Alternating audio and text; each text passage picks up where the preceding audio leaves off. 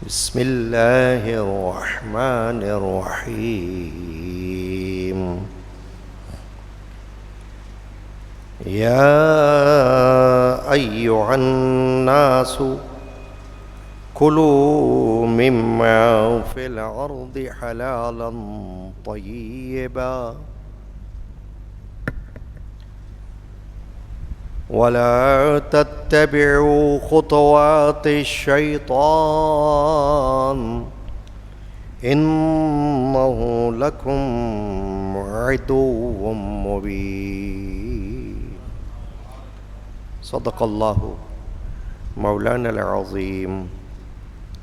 الحمد لرب وشاف لسقيم والشكر لمن ارحم من کل رحیمی. سب تعریف اللہ پاک کے لیے ہے. وہ کریم ہے، وہ رحیم ہے، اور اسی کا فضل عظیم ہے. جل وعلا شانہ عم نوالہ. ببرکت ان اللہ وملائکتہ یصلون علی النبی یا ایھا الذین آمنوا صلوا علیہ وسلموا تسلیما. اللہم صل وعلی آلہ وصحبہ اجمعین. بسم اللہ الرحمن الرحیم. استغفر اللہ من کل ذنب استغفر اللہ من کل ذنب استغفر اللہ.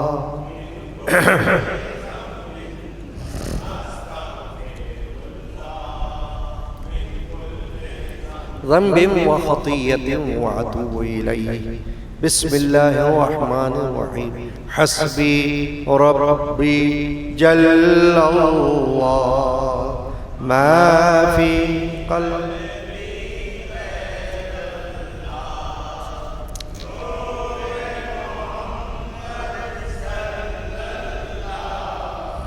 لا الہ الا اللہ.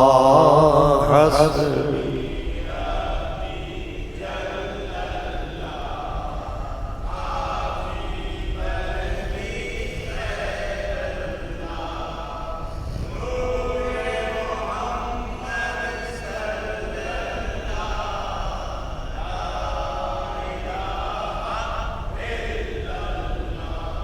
عرض غلام فقیر ہے اب رحمت اللہ تعالی علیہ.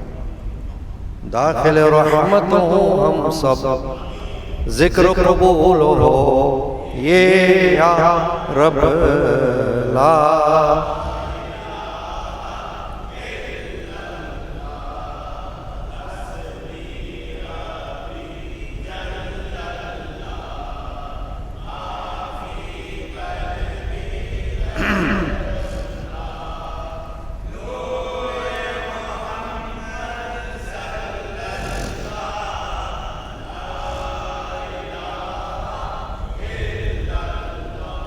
صلی اللہ علیہ یا رسول اللہ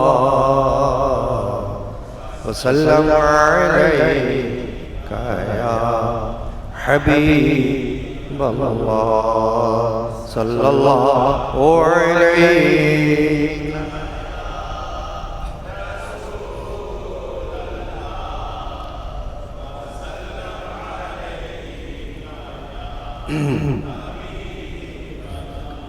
نور کردگار یا رسول اللہ کل کے افتخار یا رسول صلی اللہ علیہ یا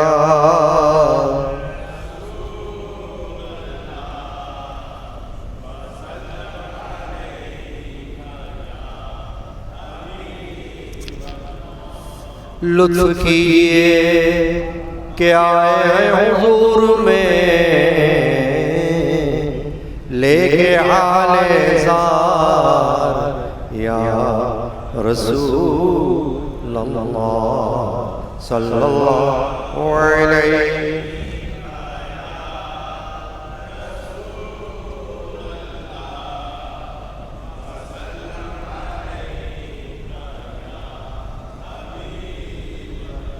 دامن حضور کو نہ چھوڑیں گے کبھی ہم گناہگار یا رسول اللہ صلی اللہ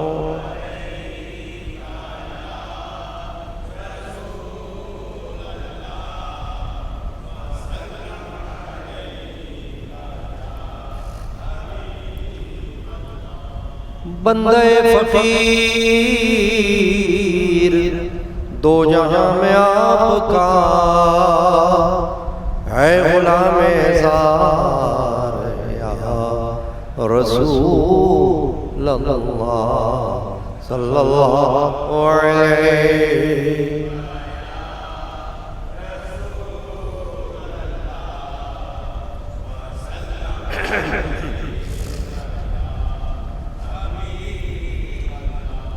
ہم کو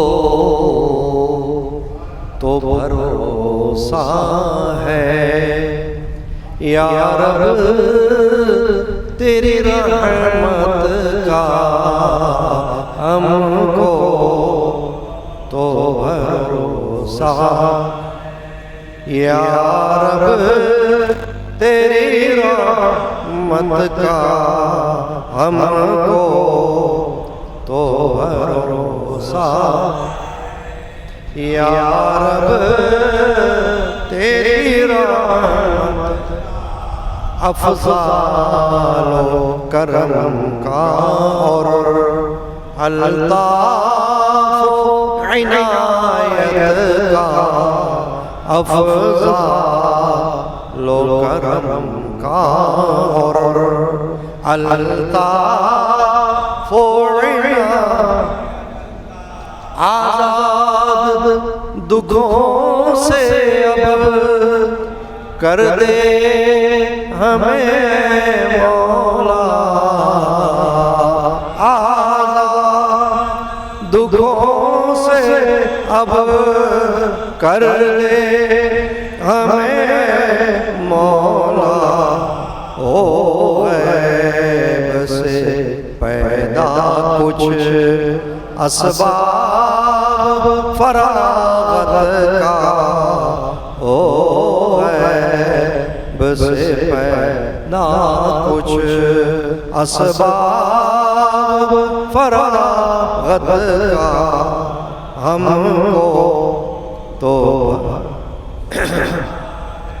یا رب تیری رحمت افضال و کرم کا اور الطاف و عنایت کیا ہوگی کمی تیرے قدرت کے خزانے میں کیا ہوگی کمی تیرے قدرت کے خزانے میں گر ہم پہ بھی یا رب باران تیری رحمت کا گر ہم پہ بھی یا رب باران رحمت کا ہم کو تو بھروسہ ہے یا رب تیری رحمت افضال و کرم کا اور الطاف و عنایت یہ بھی ہے بڑا احسان بے مانگے جو بخشا ہے یہ بھی ہے بڑا احسان بے مانگے جو بخشا ہے کیا شکر ادا ہوئے ہم سے تیری نعمت کا کیا شکر ہوئے ہم سے، تیری نعمت کا ہم کو تو بھروسہ ہے یا رب، تیری رحمت کا افضل و کرم کا اور الطاف یاران غنی دل سے، رحمت اللہ علیہ نور اللہ مرقدہ، یاران غنی دل سے ہیں سر بسجود اس دم، یاران غنی دل سے ہیں سر بسجود اس دم، منظور دعا ہو در کھل جائے اجابت کا، منظور دعا ہو در کھل جائے اجابت کا، ہم کو تو بھروسہ یا رب، افضل کرم کا اور الطاف عنایت کا۔ سبحان اللہ و بحمدہ، سبحان اللہ العظیم، استغفر اللہ ربی من کل ذنب و خطیئۃ و اتوب الیہ۔ حاضرین کرام، ماہ رمضان المبارک کا یہ تیسرا جمعہ ہے۔ مختلف موضوعات پر ہر جمعہ میں بیانات اور گفتگو جاری ہے، قرآن پاک کی روشنی میں اور احادیث مبارکہ کی روشنی میں، اولیاء کرام کے ارشادات کی روشنی میں، ہر طریقے سے اللہ کی مخلوق کے لیے جو کچھ احکامات ہیں وہ ہم سن رہے ہیں۔ اس وقت میں نے قرآن مجید فرقان حمید کے دوسرے پارے سورۃ البقرہ کی آیت نمبر 168 کی تلاوت کا شرف حاصل کیا ہے۔ باری تعالی جل شانہ عم نوالہ نے اس آیہ کریمہ میں ارشاد فرمایا، یا ایھا الناس کلوا مما فی الارض حلالا طیبا، اے لوگو کھاؤ جو کچھ زمین میں حلال پاکیزہ ہے، ولا تتبعوا خطوات الشیطان، اور شیطان کے قدم پر قدم نہ رکھو، انہ لکم عدو مبین، بے شک وہ تمہارا کھلا دشمن ہے۔ یہ آیت کریمہ ہے اور اسی پر گفتگو مقصود ہے۔ قرآن مجید فرقان حمید میں اور احادیث مبارکہ میں مختلف مقامات پر، یوں سمجھیں کہ جگہ جگہ جا بجا حلال و حرام، حلال و طیب اور حرام و خبیث کا ذکر ہمیں ملتا رہتا ہے، تکرار ہوتی ہے۔ آیات مبارکہ میں بھی تکرار ہے، ایک سے زیادہ مقامات پر یہ موضوع، یہ مضمون موجود ہے، اور احادیث کریمہ میں بھی اس طرح کے احکامات ہمیں ملتے ہیں۔ اس کی وجہ یہ ہے کہ دین اسلام ایسا دین ہے جو بندے کی دنیا اور بندے کے دین دونوں کی تعلیمات ہمیں پہنچاتا ہے۔ دنیاوی اعتبار سے بھی ہمیں باخبر رکھتا ہے اور دینی احکامات سے بھی ہمیں باخبر رکھتا ہے۔ یہ بڑی شان ہے اسلام کی، اور یہی شان مسلمان کی بھی ہے کہ وہ اپنی دنیاوی معاملات اور اپنے دینی معاملات دونوں میں حلال و حرام کو پیش نظر رکھے۔ یہ نہ سمجھے کہ صرف دینی معاملات ہی میں حلال و حرام ہے، دنیاوی معاملات میں بھی حلال و حرام کی ہدایات موجود ہیں۔ کسی اور مذہب میں ایسی واضح ہدایات ہمیں نظر نہیں آتی،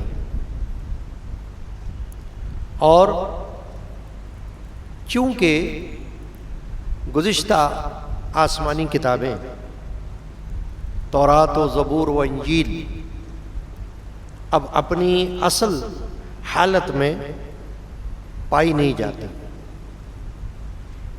یہ اعزاز صرف آخری آسمانی کتاب قرآن مجید کو حاصل ہے کہ وہ اپنے نزول کے وقت سے لے کر آج تک اور انشاءاللہ ہمیشہ اپنی اصل حالت میں برقرار رہے گی۔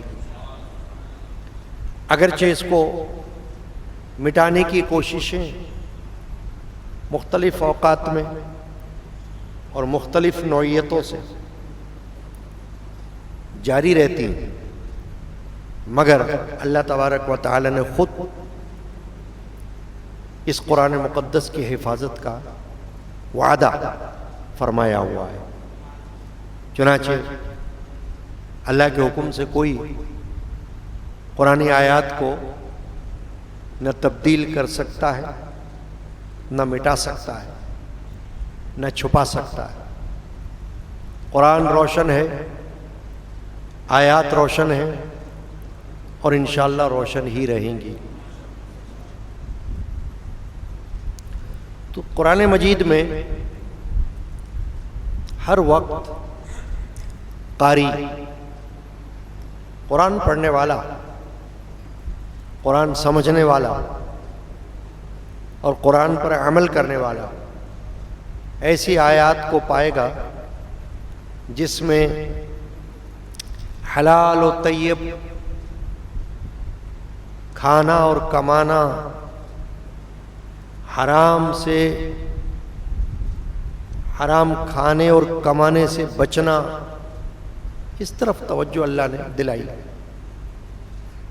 اب نصیب اپنا اپنا ہے کہ کس طرح کوئی شخص حلال کی طرف متوجہ رہتا ہے اور حرام سے بچنے کی کوشش کرتا ہے۔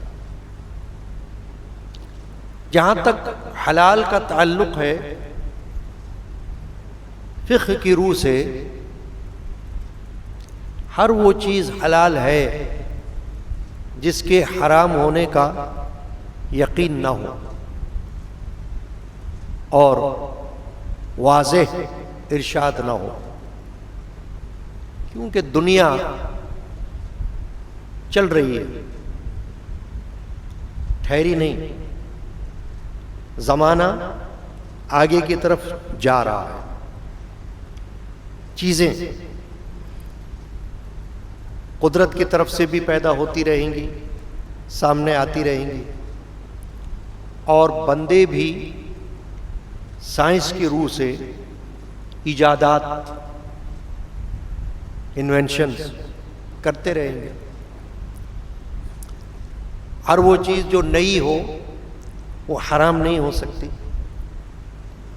جب تک کہ اس کی اصل میں کوئی حرمت اور حرام ہونے کا کوئی تصور نہ ہو، بنیاد اس کی حرام نہ ہو۔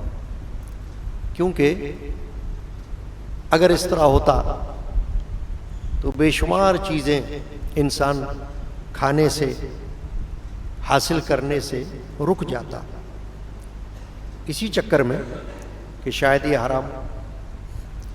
تو جب اس کی حرمت واضح نہ ہو، حرام ہونا اس کا واضح نہ ہو، تو اس کو حلال ہی سمجھا جائے گا۔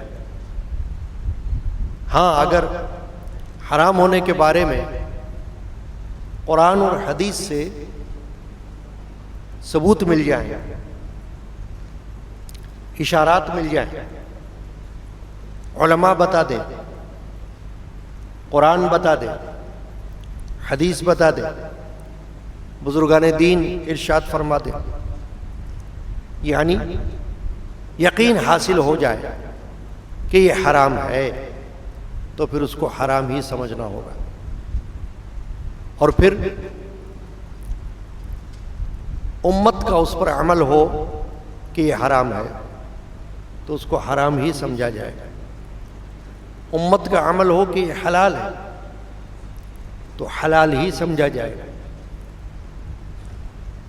صرف کسی کے کہنے سے، سننے سے، یا اپنے اوپر اس چیز کو حرام کر لینے سے کوئی چیز حرام نہیں ہو سکتی۔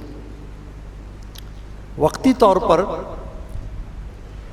بعض چیزیں جو اگرچہ حلال ہوں، اگرچہ طیب ہوں، پاک، مگر وہ کسی پر منع ہو سکتی ہیں طبعی طور پر، فزیکلی۔ کوئی مریض ہو اور اس کا طبیب، مستند ڈاکٹر اسے کسی حلال چیز کے کھانے سے روک دے، تو یہ روکنا حرام نہیں، یہ روکنا اس سے بچنا ہے، اس کی طبیعت کو دیکھ کر کہ اس کا جو جسم ہے وہ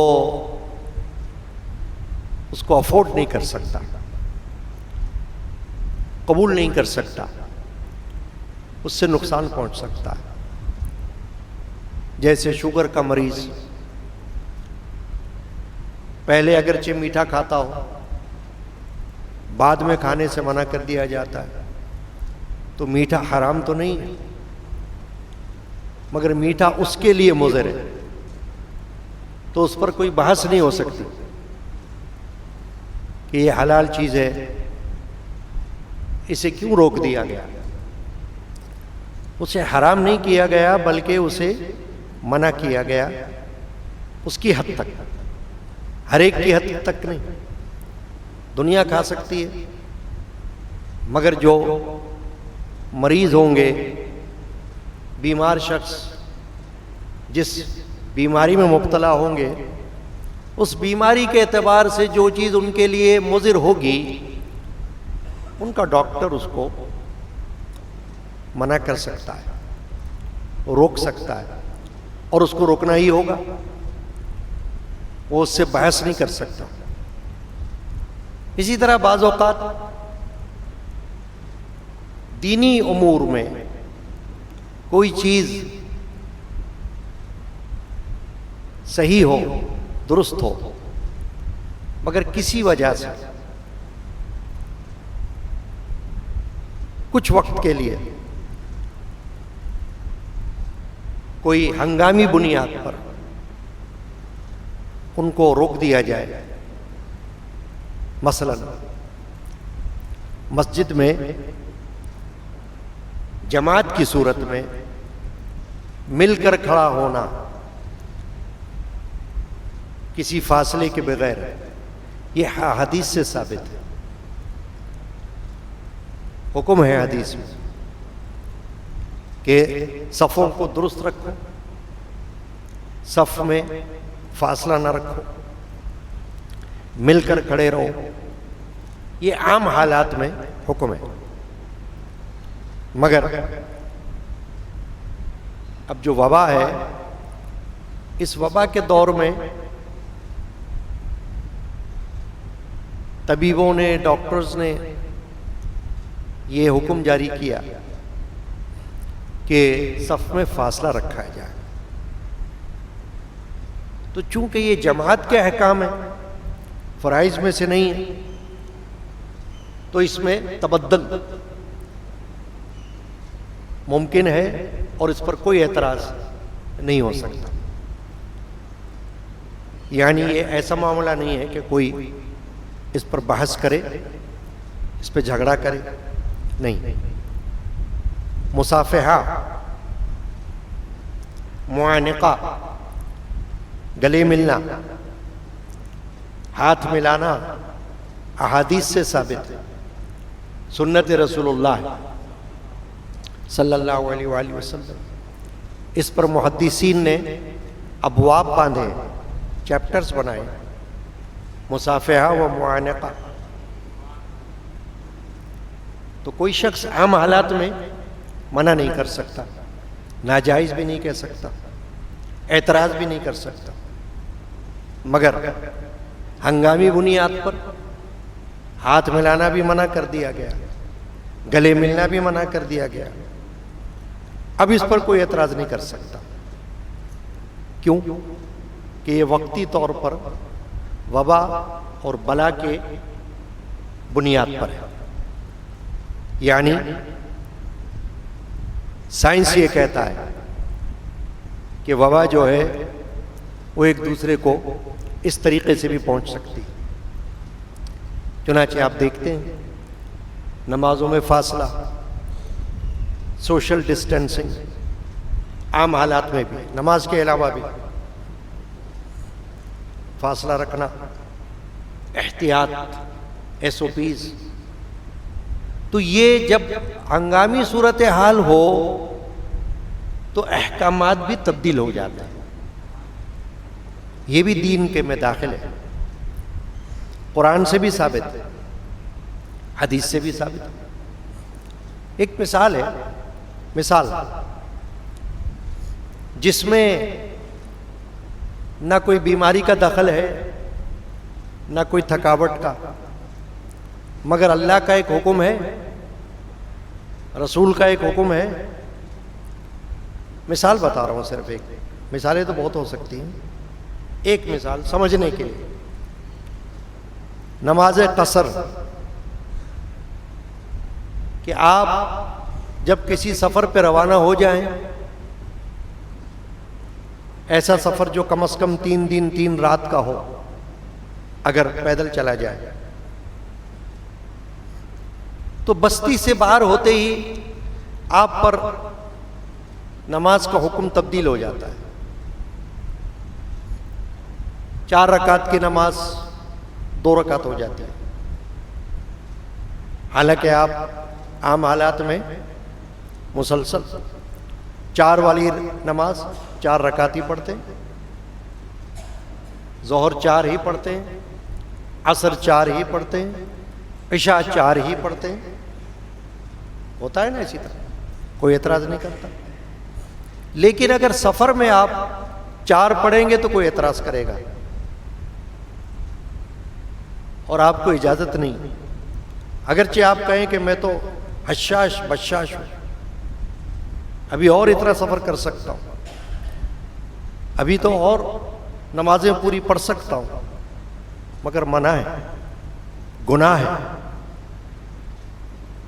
اللہ تعالیٰ کے حکم کے آگے یا رسول اللہ صلی اللہ علیہ وسلم کے حکم کے آگے بغاوت تصور ہوگی۔ حضور اکرم علیہ الصلوۃ والسلام نے خود ہی فرما دیا ہے کہ یہ اللہ کی طرف سے رحمت ہے تمہارے لیے، تو تم پہلوان نہ بنو، رحمت کو قبول کرو۔ اگرچہ تمہارے اندر طاقت ہے تو اب وہ نماز جب تک آپ سفر کے حالت میں ہو یا منزل پر پہنچ کر بھی 15 دن یا اس سے زیادہ کی ٹھہرنے کی نیت نہ ہو تو آپ قصر نماز ہی پڑھتے رہتے ہو. نہ آپ کو خود کو یہ خیال آتا ہے کہ بھئی میں کیوں نماز کم کر رہا ہوں، بلکہ آپ خود سوچتے ہو کہ میرے لیے اس حالت میں یہی حکم ہے، مجھے ایسا ہی کرنا ہے، یہ رخصت ہے میرے لیے. عزیمت وہ تھی جو میں حالت قیام میں تھا، وہاں اپنے شہر میں تھا، مقیم تھا. اب میں مسافر ہوں، اب مقیم نہیں، تو مسافر پر حالات تبدیل ہو جاتے ہیں. یہ ایک مثال ہے کہ بعض اوقات کوئی چیز اگرچہ عام حالات میں حرام نہ ہو مگر کسی ہنگامی بنیاد پر ممنوع ہو جاتی ہے. وہ حرام نہیں کہلا سکتی مگر ممنوع ہے، منع ہے کہ اس سے پرہیز کرنا ہے، بچنا. قرآن مجید فرقان حمید میں ابھی میں نے جو آیت شریفہ تلاوت کی اس کی تمہید کے طور پر میں نے یہ چند الفاظ ادا کیے. فرمایا اللہ تعالیٰ نے یا ایھا الناس، اے لوگو، کلو، کھاؤ. کھانے کا جو لفظ ہے یہ کمانے پر بھی مشتمل ہے، کمانے کو بھی شامل ہے. کھانا بھی اور کمانا بھی. جو کمایا جاتا ہے وہ کس کے لیے ہوتا ہے؟ کھانے کے لیے. جو آپ کمائی کرتے ہیں وہ کس کے لیے کرتے ہیں؟ کھانے کے لیے نا. اس سے آپ زندگی کو گزارتے ہیں، کھانے پینے کی چیزیں، اشیاء خریدتے ہیں. اور اشیاء خریدنے میں آپ کو یہ خیال ہوتا ہے کہ میں جو چیز خریدوں وہ ناقص نہ ہو، ردی نہ ہو، خراب نہ ہو، گلی ہوئی سڑی ہوئی نہ ہو. تو ہم چھانٹتے ہیں، چھانٹی کر کے چیزوں کو اپنے لیے اٹھاتے ہیں، جانتے بوجھتے. اگر آنکھ بند نہیں تو ہم غلط چیز اپنے لیے نہیں حاصل کرتے. اسی طرح خرید و فروخت، لین دین، دو طرفہ، ان دونوں میں حلال و حرام کو سامنے رکھنا یہ دین اسلام کا تقاضا ہے. اگر کوئی کہے کہ بھئی یہ تو نماز تو نہیں ہے، نماز میں ہم دیکھتے ہیں حلال کیا ہے حرام کیا ہے، نماز کیسے فاسد ہو گئی، نماز کیسے مکروہ ہو گئی، نماز کیسے ٹوٹ گئی، ہے نا. نمازی کے سامنے سے کوئی گزرے تو نمازی کو برا لگے گا، حالانکہ نمازی کی نماز پہ فرق نہیں پڑتا، فرق تو گزرنے والے پر پڑتا ہے. گناہ ہوتا ہے گزرنے والے پر. نمازی کی نماز اپنی جگہ پوری ہو جاتی ہے، مگر پھر بھی نمازی اچھا محسوس نہیں کرتا کہ اس کے سامنے سے کوئی نماز کی حالت میں گزر جائے. اسی لیے حکم ہے کہ جب تم تنہا نماز پڑھو تو اپنے آگے کوئی سترا رکھو، آڑ، حجاب، کوئی ستون، کوئی دیوار، کوئی کرسی، کوئی لکڑی، ہاتھ برابر سترا. اب اس کے آگے سے کوئی گزر جائے تو گزر جائے، نہ اس پر گناہ نہ تمہیں تشویش. ایسے اصول ہیں جو دین کے لیے بھی بنائے گئے اور دنیا کے لیے بھی بنائے گئے کہ دنیا کی چیز خریدو اور دنیا کی چیزیں فروخت کرو، اور دنیا بڑھتی چلی جائے گی، چیزیں ایجاد ہوتی رہیں گی، اس کو بیچنا بھی ہوگا، اسے خریدنا بھی ہوگا، اس کی اصل کو دیکھنا ہوگا کہ وہ حلال ہے یا حرام ہے. اگر وہ حرام ثابت ہو جائے تو پھر نہ اسے خریدنا ہوگا نہ اسے بیچنا ہوگا. حرام خریدنا بھی منع ہے تو حرام بیچنا بھی منع ہے. اب جیسے شراب ہے، شراب کے بارے میں رسول پاک صلی اللہ علیہ وسلم نے 10 افراد پر لعنت فرمائی. بیچنے والا، خریدنے والا، نچوڑنے والا، لانے والا، لے جانے والا، پیش کرنے والا، اٹھانے والا، پلانے والا، یعنی ہر وہ شخص جو اس میں ملوث ہے، حضور فرماتے سب پر اللہ کی لعنت ہے.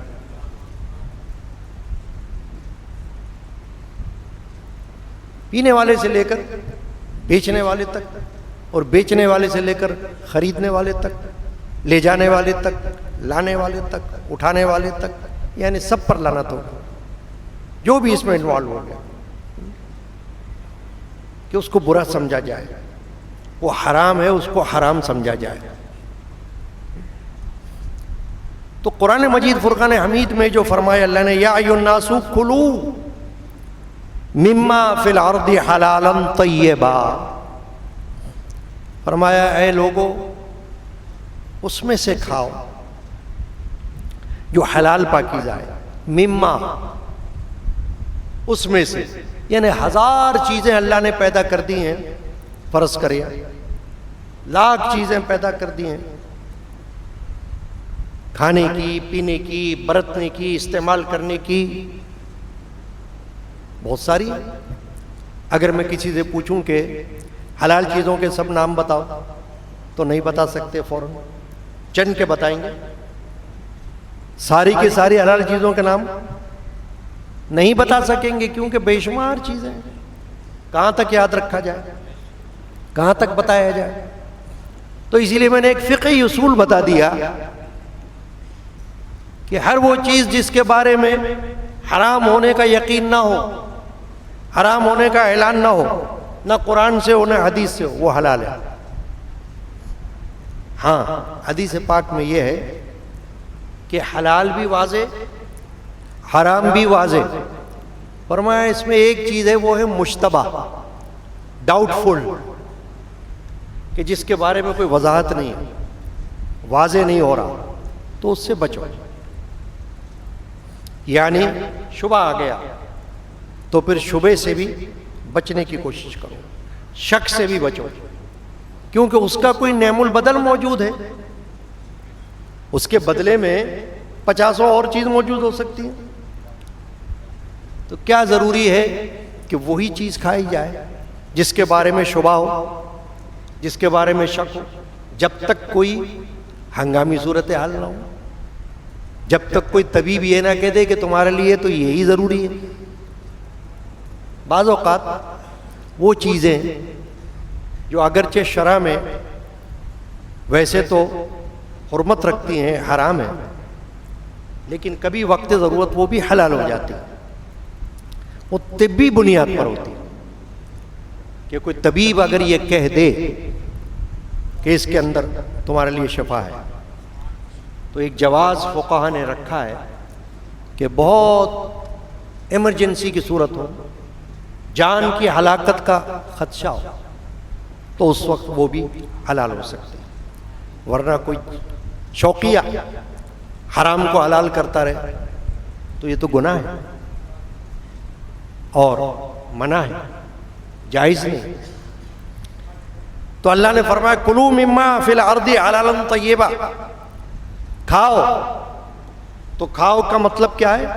کھاؤ بھی اور کماؤ بھی. ہر وہ چیز جس کے بارے میں ممانعت نہیں ہے وہ کھانا بھی جائز ہے اور وہ کمانا بھی جائز ہے. کاروبار جائز ہے، نوکری جائز ہے. اور اگر حرام کا تصور یقین ہو جائے تو نہ نوکری جائز ہے نہ کاروبار جائز ہے. یہ اسلام میں ہے. ہمیں یہ نہیں دیکھنا کہ فلاں ملک میں تو ایسا نہیں ہے، فلاں قوم میں تو ایسا نہیں ہے. نہیں،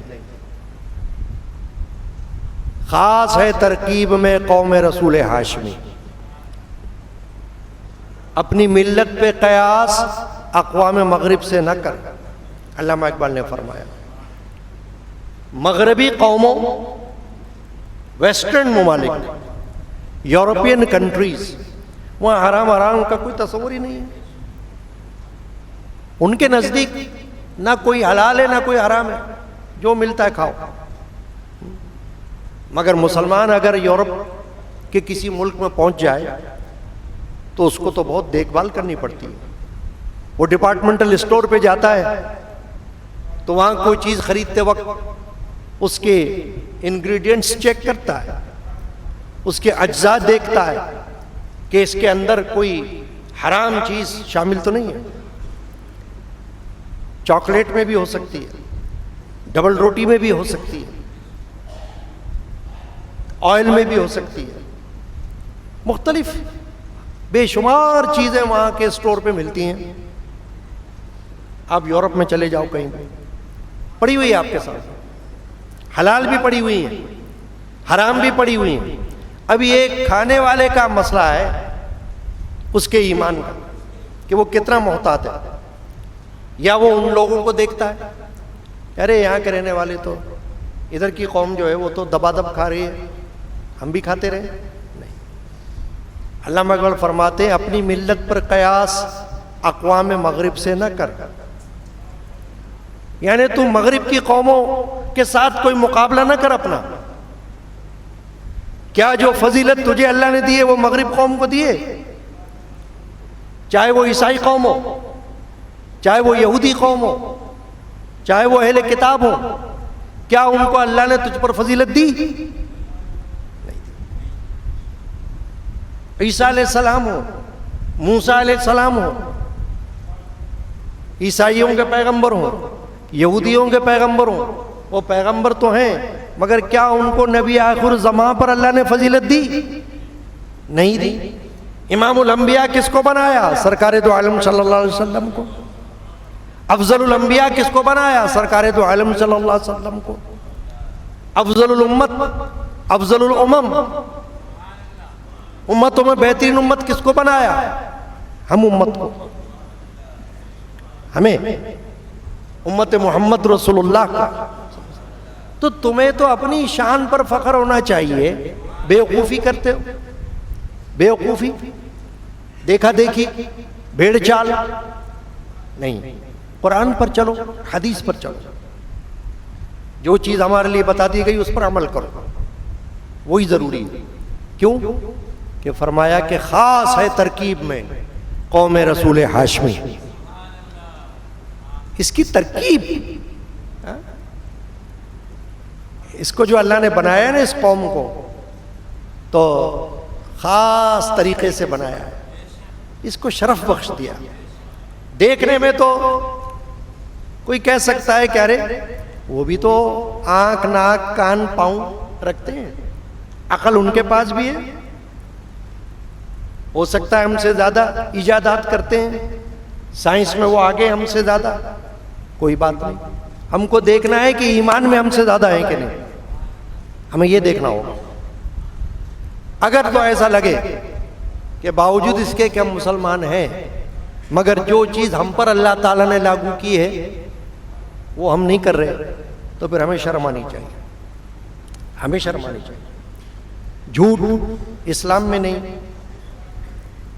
کرپشن اسلام میں نہیں، حرام اسلام میں نہیں، دھوکہ بازی اسلام میں نہیں، ملاوٹ اسلام میں نہیں. تو یہ تو اسلام نے بتا دیا ہے. اب جو اپنے آپ کو مسلمان بولتا ہے، مسلمان کہلواتا ہے، اور اسے اگر کوئی غلطی سے بھی غیر مسلم کہہ دے یا سمجھ لے تو آگ بگولا ہو جاتا ہے، تو اسے سوچنا چاہیے کہ کیا میں اسلام کے سارے اصولوں پر عمل کر رہا ہوں؟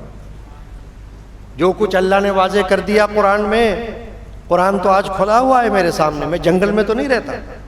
جگہ جگہ مساجد ہیں، جگہ جگہ مدارس ہیں، جگہ جگہ تبلیغ ہوتی ہے، ٹیلی ویژن ہر گھر میں موجود، میڈیا ہر ایک کے پاس، جیب میں ہر ایک کے پاس موبائل، انٹرنیٹ کی سہولت موجود. آج تو کوئی یہ کہہ نہیں سکتا کہ میں ناواقف ہوں.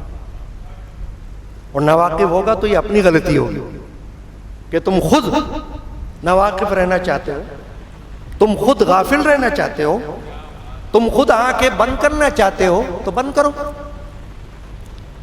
اللہ کے پاس اسی صورت میں پہنچنا چاہتے ہو تو پہنچ جاؤ۔ موت تو آنی ہے، یوں بھی آئے گی اور یوں بھی آئے گی۔ وہ جن کو تم کہتے ہو یورپین کنٹریز والے، وہ بھی مریں گے، کوئی روک سکتا ہے؟ اب یہ جو ایک وبا ہے جو اس وقت چل رہی ہے، اس کو جھٹکا بھی نہ کہو، یہ تو جھٹکی ہے۔ جھٹکا بھی بہت بڑا ہوگا اللہ کی طرف سے، یہ جھٹکی ہے جس سے ساری دنیا پریشان ہے۔ اللہ تعالیٰ ایک جھلک یہ دکھا رہا ہے کہ کر لو کیا کرنا ہے، جب تک میں نہ چاہوں تم دبے ہو، بھاگتے پھرو یہاں وہاں، مگر جب تک تم توبہ نہ کرو، استغفار نہ کرو، حلال حرام کی تمیز پیدا نہ کرو، جب تک تم اللہ کی بارگاہ میں گڑ گڑاؤ نہ، فریاد نہ کرو، گریہ اوزاری نہ کرو، تو تم کیوں یہ توقع رکھتے ہو کہ یہ بھی دور ہو جائے وہ بھی دور ہو جائے؟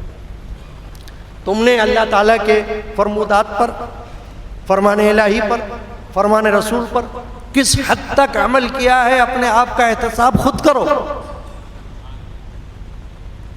حدیث پاک ہے رسول اللہ صلی اللہ علیہ وسلم کے صحابی حضرت سیدنا ابو بکر صدیق رضی اللہ تعالی عنہ، بڑی پیاری حدیث ہے کہ ان کے غلام نے انہیں کچھ لا کر دیا کھانے کی چیز، مشہور حدیث ہے صحیح بخاری شریف میں، کھانے کی چیز لا کے دیا غلام نے، ابو بکر صدیق نے کھا لی، کیونکہ غلام جو ہوا کرتے تھے وہ کچھ نہ کچھ مزدوری بھی کرتے تھے تو اپنے آقا کو بھی لا کر اس میں سے کچھ دیتے تھے، تو ابو بکر صدیق نے کھا لیا رضی اللہ تعالیٰ عنہ۔ کھانے کے بعد اس سے پوچھا یہ کیا تھا؟ کہا میں نے عہد جاہلیت میں کسی کے ساتھ کوئی لین دین کیا تھا، عہد جاہلیت میں اس نے مجھ کو اس کا کوئی بدلہ دیا، بدلہ، تو میں نے اس سے کچھ چیز خریدی اور وہ میں نے لا کر آپ کو پیش کر دی۔ یعنی کہ ایک طرح سے اس نے سوچا کہ وہ تو عہد جاہلیت کی بات تھی، اب تو اسلام ہے، کوئی مسئلہ نہیں، دے دی، کھا لیا۔ ابو بکر صدیق نے جب سنا تو منہ میں انگلیاں ڈالی، انگلیاں ڈال کر قے کر باہر نکال دیا سب۔ حدیث میں کہ جو کھایا تھا اگل دیا، وامٹ کر دیا کہ میرے لیے جائز نہیں تھا، یہ حرام ہے، تو نے مجھے پہلے نہیں بتایا؟ کیوں کہ وہ جو چیز لین دین کی تھی وہ دھوکے سے کی تھی، اس دھوکے کے عوض میں جو تجھ کو ملا اس میں سے تو نے جو لیا وہ لا کر مجھے کھلا دیا۔ منہ میں انگلیاں ڈال کر ابو بکر صدیق نے قے کر لیا۔ فقہاء احناف فرماتے ہیں کہ حرام اگر کسی کے پیٹ میں چلا جاتا ہے تو قے کرنا اس پر واجب نہیں ہے، مگر حرام کو حرام سمجھنا اور توبہ کرنا یہ اس پر لازم ہے۔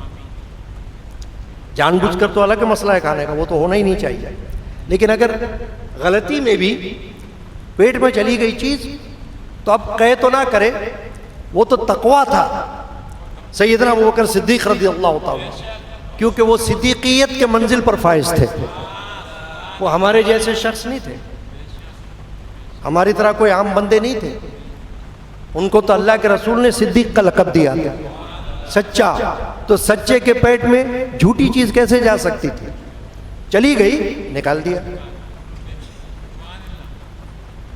تو اسی طرح حدیث پاک میں جیسا کہ قرآن کی آیت آپ نے یہ سنی کہ یا ایھا الناس کلوا مما فی الارض حلالا طیبا، اے لوگو جو کچھ حلال طیب میں سے تمہیں دیا گیا ہے زمین میں وہ کھاؤ اور وہی کماؤ، وہی فروخت کرو، وہی خریدو۔ تم اگر اپنے لیے خریدتے ہوئے غلط چیز نہیں خریدتے، کون شخص ایسا ہے جو جان بوجھ کر غلط چیز پر ہاتھ ڈالتا ہے، لاؤ یہ مجھے دے دو؟ نہیں، بلکہ غلط چیز آئے تو واپس جا کے کہتا ہے یہ غلط آ گئی تو بھائی واپس لے لو، ہے کہ نہیں؟ یہاں تک کہ اگر کوئی چیز ایسی آئی جو تبدیل بھی کرنی ہو تو جا کے تبدیل بھی کرا لیتے ہیں. دکاندار کہتے ہیں بھائی لکھا ہوا ہوتا ہے خریدی ہوئی چیز تبدیل ہے واپس نہیں ہوگی، لیکن عام طور پر تبدیل ہو جاتی ہے. اچھا غلط ہو گئی تھی واپس دوسری لے لو، لیکن واپس نہیں ہوگی. تو اب کوئی شخص جان بوجھ کر تو خریدتا نہیں، تو اگر خریدتا نہیں جان بوجھ کر غلط چیز تو پھر جان بوجھ کر غلط چیز بیچو بھی نہ. رسول پاک صلی اللہ علیہ وسلم مارکیٹ میں ایک تشریف لے گئے، حدیث پاک ہے. ایک شخص غلہ بیچ رہا تھا، اناج کچھ بھی بیچ رہا ہوگا، کھجور بیچ رہا ہوگا، جو بیچ رہا ہوگا، جو بیچ رہا ہوگا، غلہ تھا. نبی اکرم علیہ السلام نے اس غلے میں دست مبارک ڈالا، ہاتھ ڈالا تو دیکھا کہ نیچے گیلا مال پڑا ہوا ہے اور اوپر سوکھا تھا. حضور نے فرمایا یہ کیا ہے؟ کہا یا رسول اللہ بارش ہو گئی تھی رات کو تو مال گیلا ہو گیا تھا، میں نے گیلے کو نیچے کر دیا، سوکھے کو اوپر رکھ دیا. فرمایا حرام، غلط ہے، دھوکہ ہے. یہ جو تم بیچ رہے ہو یہ دھوکہ دے رہے ہو، کیونکہ نیچے تم نے گیلے کو دبایا ہوا ہے، اوپر تم نے سوکھے کو رکھا ہوا ہے. دیکھنے والے کو تو سوکھا نظر آ رہا ہے، لیکن جب وہ لے کر جائے گا تو گیلا بھی ساتھ میں چلا جائے گا. تم حرام کما رہے ہو. حدیث پاک مشہور ہے، کسی مولوی سے پوچھو، جا کر مفتی سے پوچھو، عالم سے پوچھو یہ حدیث سنی صحیح ہے؟ بولے کہا صحیح ہے. غلط بولے تو میرے پاس آ جانا. تو رسول اکرم صلی اللہ علیہ وسلم نے اس شخص کو کہا کہ یہ غلط کیا تم نے، نہیں، تمہیں یہ چاہیے تھا کہ تم سامنے رکھتے، کہتے یہ گیلا ہے یہ سوکھا ہے بھائی لینا لے لو، اگر تم کو پسند ہے تو لو.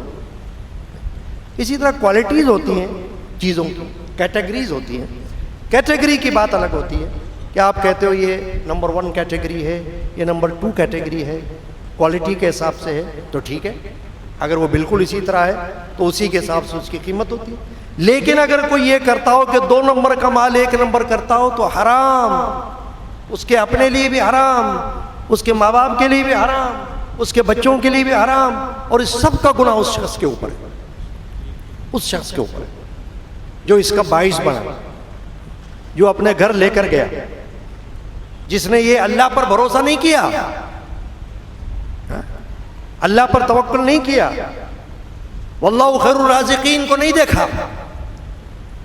اس نے یہ نہیں سوچا کہ اللہ بہتر رزق دینے والا ہے، وہ میرے نصیب کا دے دے گا جتنا لکھا ہوا، کوئی مجھ سے چھین نہیں سکتا، مگر میں وہی کروں گا جو صحیح ہے، غلط نہیں کر سکتا تو نہیں کرے گا. چنانچہ مختلف احادیث شریفہ ہیں جو کہ رسول اکرم صلی اللہ علیہ وسلم نے بھی حدیث پاک بیان فرمائی ہے. اور حضرت ابو ہریرہ بڑے جلیل القدر صحابی گزرے، بخاری شریف کی حدیث ہے، قال رسول اللہ صلی اللہ علیہ وآلہ وسلم، ابو ہریرہ فرما رہے ہیں کہ اللہ کے رسول، ان پر درود ہو، ان پر سلام ہو، انہوں نے فرمایا یأتی علی الناس زمان، لوگوں پر ایک ایسا زمانہ آئے گا، آ گیا ہوا، آپ نہیں کہہ سکتے ابھی نہیں آیا، ابھی چل رہا ہے. کیا نہیں ہو رہا بتاؤ؟ ماہ رمضان شریف آتا ہے، ہم کہتے ہیں یا اللہ ہم پر اپنی رحمت نازل کر، ہم پر برکت نازل کر، ہمارے گناہ بخش، ہماری خطائیں معاف فرما، ہمارے روزوں کو قبول فرما. یعنی ہم اللہ تعالیٰ سے بینیفٹ مانگتے ہیں، فائدہ. حالانکہ پورا سال مانگنا چاہیے، لیکن رمضان میں خاص کر مانگتے ہیں نا. عبادات بھی زیادہ ہو جاتی ہیں، ریاضات بھی زیادہ ہو جاتی ہیں، جو کچھ ہو سکتا ہے زیادہ کرتے رہتے ہیں. مگر ماہ رمضان کے اندر ہی خرید و فروخت کے اندر دھوکے بازیاں زیادہ ہو جاتی ہیں، ملاوٹ بھی چل رہی ہے، قیمت بھی زیادہ بتا کے وصول کر رہے ہیں. تو تم تو اللہ سے مانگ رہے ہو، مگر تم اللہ کے بندوں کے ساتھ کیا کر رہے ہو؟ کیا اللہ نہیں دیکھ رہا؟ اللہ نہیں دیکھ رہا. میں ایک دفعہ عدالت میں تھا، کئی سال پہلے، کسی وجہ سے گیا تھا عدالت میں، تو پیشکار، جج کا پیشکار ایک شخص کو تاریخ آگے بڑھانے کے لیے رشوت لے رہا تھا. جب مقدمات ہوتے ہیں نا تو ایک دوسرے کو تنگ کرنے کے لیے یہ بھی کیا جاتا ہے بھائی تاریخ آگے بڑھا دو یار، تاکہ بندہ تنگ ہو. سب حرام ہے یہ باتیں، کیونکہ فیصلہ تو جلدی ہونا چاہیے، لیکن وہ یہ کرتے ہیں اور ان کے ساتھ لوگ مل جاتے ہیں. میرے اپنی آنکھوں دیکھی بات بتا رہا ہوں، اپنی آنکھوں دیکھی، عینی شاہد ہوں اس بات کا۔ تو وہ پیشکار تھا، ایک شخص کھڑا ہوا تھا، اس نے مجھے بھی دیکھا کہ یہ بیٹھا ہوا ہے، تو اس نے ذرا جھجک محسوس کی آگے آنے میں، تو اس نے کہا ہاں بھائی آؤ، کیا بات ہے؟ پیسے تھے اس کے ہاتھ میں رشوت کے لیے، تو اس نے دراز کھول دیا پیشکار نے اور کہا یہاں رکھو، اللہ نہیں دیکھ رہا ہے کیا؟ یعنی اس کمبخت کی یہ بات دیکھیں آپ، جرت کہ الٹا اس کو یہ کہہ رہا ہے کہ دیکھو ڈرتا کیا ہے، اللہ نہیں دیکھ رہا ہے کیا؟ یعنی تو لوگوں سے مت ڈر، یہاں ڈال دے۔ بتائیے، یعنی جب شرم ختم ہو جاتی ہے، حیا ختم ہو جاتی ہے، ایمان بھی دل سے نکل جاتا ہے، تو پھر جو چاہو کرو۔ تو حضور اکرم صلی اللہ علیہ وسلم نے فرمایا حدیث پاک میں، یاتی علی الناس زمان، لوگوں پر ایک زمانہ ایسا آئے گا، لا یبالی المرء ما اخذ منہ امن الحرام حلال ام من الحرام، فرمایا لوگوں پر ایک ایسا زمانہ آئے گا کہ انسان پرواہ نہیں کرے گا کہ کہاں سے لیا، حلال سے لیا یا حرام سے لیا۔ آ گیا نا زمانہ، ابھی چلتا رہے گا زمانہ، لیکن آ تو گیا، کوئی نہیں کہہ سکتا ابھی کہاں آیا۔ ابھی تو ماشاءاللہ سب تقوی ہی تقوی ہے، بازار میں چلے جاؤ تو تقوی ہے، دکان پہ چلے جاؤ تو تقوی ہے، مکان پہ چلے جاؤ تو تقوی ہے۔ نہیں، زمانہ آ گیا ہے، آپ مارکیٹ میں چلے جاؤ تو آپ کو پتہ لگ جائے گا کیا چل رہا ہے۔ بس صرف یہ ہے کہ پیسہ نہ دیکھو کہ حلال، نہ دیکھو کہ حرام، استغفر اللہ ربی من کل ذنب وخطیٰ واتوب الیہ، اور زبان پر کیا ہوگا، یا اللہ مجھ پر کرم کر دے، یا اللہ مجھ پہ فضل کر دے۔ شرم نہیں آتی یہ بولتے ہوئے؟ ہاں، ایک اور حدیث میں حضور نے فرمایا کہ ایک بندہ یہ کہے گا یا اللہ، یا رب یا رب یا رب، اور اس کا کھانا حرام کا، اس کا پینا حرام کا، اس کا لباس حرام کا۔ حدیث میں حضور نے فرمایا کہ وہ لباس جو کوئی 10 درہم سے خریدے اور اس میں 1 درہم حرام کا ہو تو 40 دن تک نماز قبول نہیں ہوگی۔ پڑھتا رہے، ٹکرے مارتا رہے، سجدے کرتا رہے، رکوع کرتا رہے، دعائیں کرتا رہے، ہاتھ اٹھاتا رہے، کرتا رہے، مگر اس نے چونکہ خلاف کیا، بغاوت کی اس نے اللہ سے، اللہ کے رسول سے، اس نے اللہ کی ذات پاک پر بھروسہ نہیں رکھا کہ روزی رساں وہ ہے، رزق دینے والا وہ ہے۔ تم حلال طیب رزق مانگو اللہ سے، اور حلال طیب ہی کو آگے پھیلاؤ۔ تو میں یہ عرض کر رہا تھا کہ قرآن مجید میں اللہ تعالیٰ نے جو فرمایا، یا ایھا الناس کلوا مما فی الارض حلالا طیبا، اے لوگو اس میں سے کھاؤ جو زمین میں حلال ہے، پاکیزہ ہے، استعمال کی چیزیں، پہننے کی، اوڑھنے کی، کھانے کی، پینے کی، خریدنے کی، فروخت کرنے کی، وہ سب میں حلال کو پیش نظر رکھو، حلال کو۔ ہاں اگر تمہیں پتہ نہ ہو تو بات دوسری ہے۔ اللہ تعالیٰ تو معاف کس پہ فرماتا ہے؟ جس پر بھول ہو جائے۔ ربنا لا تؤاخذنا ان نسینا او اخطأنا، قرآن میں اللہ نے فرمایا کہ ہم سے دعا مانگو تو یہ والی مانگو، اے اللہ ہماری پکڑ مت کرنا، ربنا لا تؤاخذنا ان نسینا، اگر ہم بھول گئے، یعنی بھول میں اگر ہم نے کسی کے ساتھ کوئی حرکت کر لی تو ہم کو معاف کر دینا، ہمیں یاد ہی نہیں تھا تو وہ ٹھیک ہے۔ بھائی بھول میں آپ کھانا کھا لیتے تو روزہ ٹوٹتا ہے کیا؟ بولو، نہیں ٹوٹتا نا۔ پیٹ بھر کے کھا لو روزہ ٹوٹ جائے گا؟ نہیں ٹوٹے گا۔ پیٹ بھر کر پانی پی لو بھول میں، روزہ ٹوٹ جائے گا؟ نہیں ٹوٹے گا۔ اور اگر یاد ہوتے ہوئے پانی چلا گیا روزہ ٹوٹ جائے گا، یاد ہوتے ہوئے لقمہ چلا گیا روزہ ٹوٹ جائے گا۔ تو اللہ نے ایک اصول بنایا ہے، سسٹم دیا ہے، سسٹم کے تحت چلو، تو پھر اللہ سے معافی مانگو۔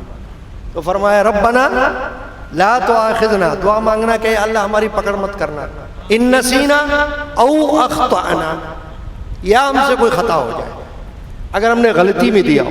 تو یہاں آپ بتاؤ، کوئی پوچھے تاجروں سے بھی کہ کیا آپ غلطی میں دھوکہ دیتے ہو یا جان بوجھ کر؟ اپنے دل پہ ہاتھ رکھ کے بتاؤ، کوئی بھی نہیں کہے گا۔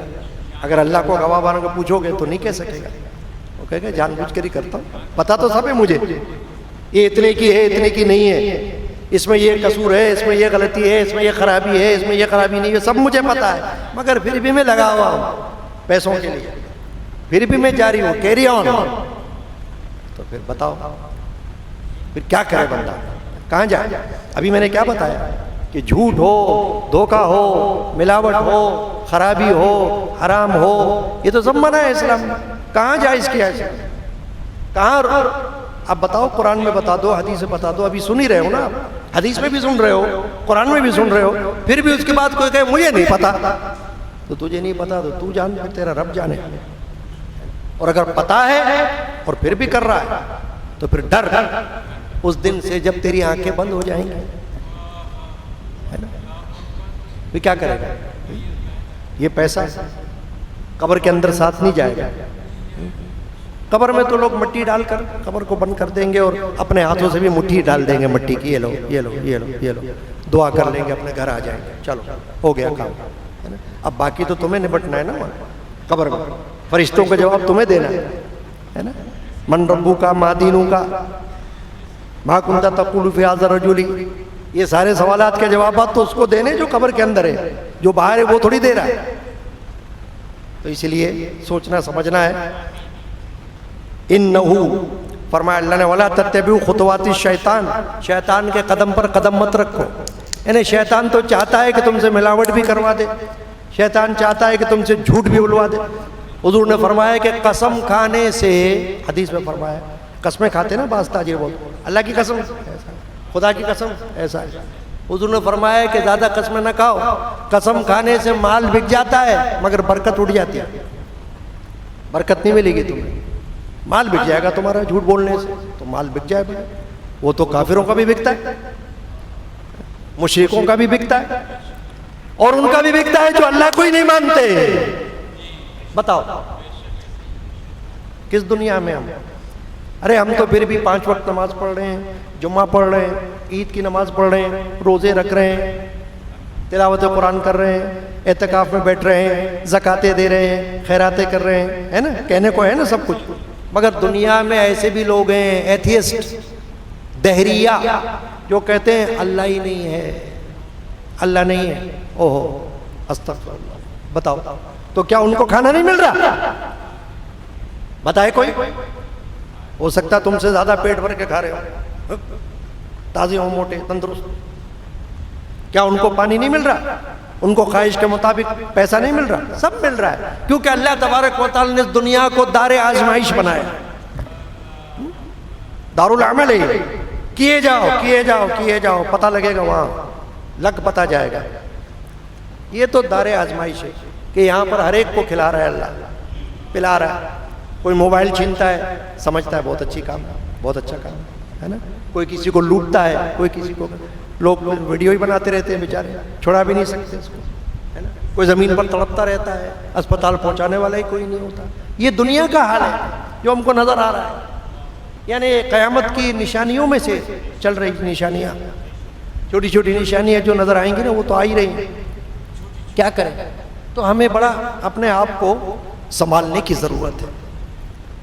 رمضان شریف دوبارہ بھی آئے گا، ہم پتہ نہیں ہوں گے کہ نہیں ہوں گے، ہم دیکھیں گے کہ نہیں دیکھیں گے، تو ہمیں تو اللہ تبارک و تعالیٰ کی بارگاہ میں توبہ کر لینی چاہیے کہ یا اللہ، جو اللہ والوں نے قناعت کا جذبہ ہمیں دیا ہے، توکل کا طریقہ سکھایا، میرے خاندان کے جو بزرگ گزرے، حضرت صوفی صاحب عبد الغنی رحمۃ اللہ علیہ، ان کے کلام کا ایک شعر ہے، آخری شعر، اے غنی سائیں توکل کا طریقہ بھی سیکھ، اے غنی سائیں رحمۃ اللہ علیہ، توکل کا طریقہ بھی سیکھ، عقل پر کر کے بھروسہ تو پشیماں ہوگا۔ تجھ کو اگر عقل کہتی کہ نہیں تو حرام کما، تو ایسی عقل پہ لات مار، تجھ کو عقل کہتی ہے کہ دھوکہ دے کے کما، ایسی عقل کو ٹھڈا مار، تجھ کو عقل کہتی ہے کہ اس کو لوٹ لے، قبضہ کر لے، اس کی جان لے لے خام و خواہ میں، تو ایسی عقل کو پرے کر، اللہ کے فرمان کو دیکھ، رسول کے فرمان کو دیکھ۔ اللہ تبارک و تعالی ہمیں جو کچھ ہم نے آج سورۃ البقرہ کی آیت نمبر 168 ورس نمبر 168 میں تلاوت کے بعد جو کچھ سنا ہے اور حدیث میں بھی جو کچھ سنا ہے اللہ پاک قبول فرمائے۔ اللہ پاک ہم کو عمل کی توفیق عطا کرے، ہم پر رحم فرمائے، آمین۔ آئندہ جمعہ جو ہوگا وہ آخری جمعہ ہوگا انشاءاللہ، جمعۃ الوداع، اور 2:30 بجے ہی بیان شروع ہو جائے گا۔ اللہ تعالیٰ آئندہ جمعہ بھی ہم کو نصیب کرے، آمین۔ اللہم ربنا آمین، وصلی اللہ تعالیٰ علی محمد وعلی آلہ وصحبہ اجمعین۔